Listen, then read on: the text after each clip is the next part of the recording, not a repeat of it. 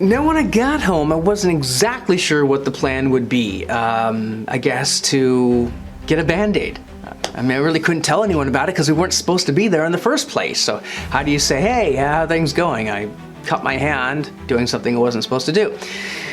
So I figured I had a plan. I would go to home and then have my friend go into the bathroom, open the bathroom window to the outside, come back, lock the door, and then just shut it so the bathroom would be occupied, so to speak, and then I could just climb in the window and fix things. There was a snag in that plan, though. I had come home and I was walking across the deck. I even remember that moment today, and my dad had come out, and I saw him coming out, so bloody hands behind my back. I figured, okay, well, all right, this will work. And he said, I need to see the bottom of your shoes. Now, I couldn't exactly take off my shoes because my hands, again, bloody hands. So I was a dexterous kid.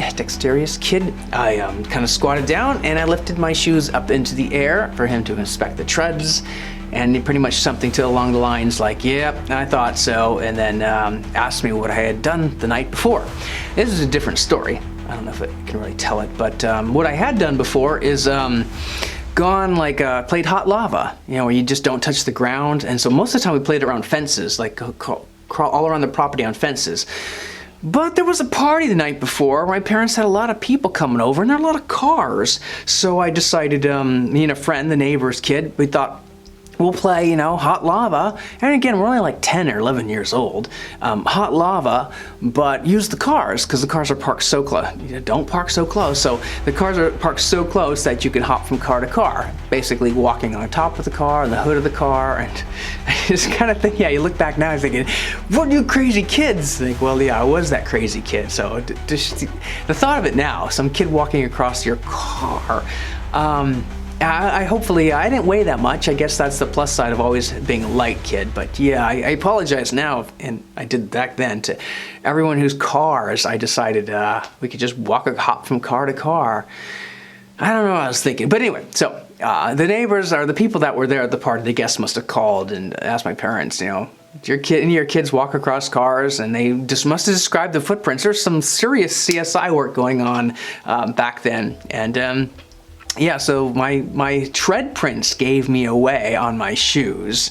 And that was another story. So that I had to kind of explain and years later, actually, when I got my first car, 6 years later, one of the friends of the family had just, said, as I was washing it for the first time, he's like, yeah, is it okay if I walk across your car? I had no idea what he was talking about. And I thought, oh yeah, that's 6 years ago. He never forgot. He was joking, of course, but yeah, people do not like you walking across your cars, even if you're a kid. Go figure. Okay, I was able to, my dad went back inside. I was able to get up, and then go around the side yard, climb through the window, because my friend said, yeah, the room is ready. So climb in the bathroom and just washed it for a great deal, got all the blood off, got some Band-Aids out, put a couple Band-Aids around it, and there. No one ever really knew about it, except me, because I had the scar.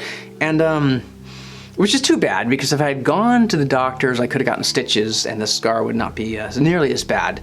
There was a little bit of nerve damage. It's still actually a little bit numb in partial areas, even to this day. So that doesn't really matter. I can still use it just fine. But yeah, so anyway, that ended that day. And for a while, I had to heal. For a while, we did not return. But the while passed, and return we did. This time, of course, we were kind of expanding our searches even more, and we came across a very special room. It was on the first level, and near that little signal light area, that little night light. There was a room that had a lock. This is a pretty serious lock, so I guess we seriously damaged that lock. We got in somehow. We went around the back. I'm not sure how we got in or who had the tools, but the lock was not keeping us out, because inside this room was like almost a treasure for kids. It was like a packaging room where they kept the packaging supplies, and by supplies I mean styrofoam. Now there were these big blocks of styrofoam, huge bags of blocks of styrofoam. I don't know what they used that for, and they were all over the place. But there's also packing peanuts to the extreme. I mean, these massive bags of packing peanuts that were just bigger than we were. So I don't know. Once we got in, we got the idea that put all the big stacks of the blocks in a big pit, like around the outside, and take open the packing peanuts. And we weren't bad kids. I mean, we weren't meaning harm. It's just we were very adventurous. And here was an idea. I don't know how it happened. We just I don't know, we just pushed the limits, I guess, but took the packing peanuts and emptied them all out. I mean, probably like 20 bags or so, and next thing we know, instead of a ball pit, we have a packing peanut pit, and you could jump off the blocks into it was just so much fun. Actually, we were making a mess, and hopefully it wasn't something they were still using for anything, but yeah, it was like the packing peanut ball pit, whatever. And that was actually a fun afternoon of just leaping off these like blocks into this like a packing peanut pit. Packing peanut pit, that's I guess what it is. I don't know what happened when we came back after that. I think they probably added more locks because I think it had been, people were probably discovering we were there, not really doing any serious damage, but there were people kind of coming into this place, so I don't know if they cared all that much.